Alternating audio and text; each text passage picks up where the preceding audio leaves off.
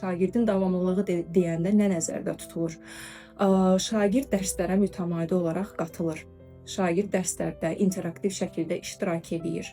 Keçirilən mövzuları, müəllim tərəfindən izah olunan məqamları diqqətlə qulaq asır, dinləyir və yeri gələn anda not alır.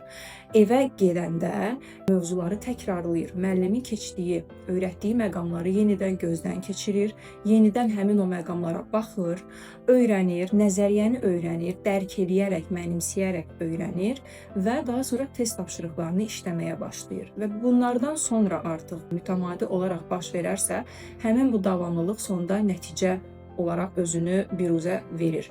Və biz artıq görürük ki, müəyyən bir müddətdən sonra 2 ay, 3 ay, 5 ay, 6 ay və artıq müəyyən bir baza yaranıbdır və şagird imtahanda istər-istəməz keçirilən mövzular əsasında artıq müəyyən bir fikir formalaşdırıbdır, mənimsəyibdir, dərk eləyibdir mövzuları, analiz bacarığı inkişaf eləyibdir və həmin o bacarıqların əsasında da şagird imtahanda nəticə göstəribdir.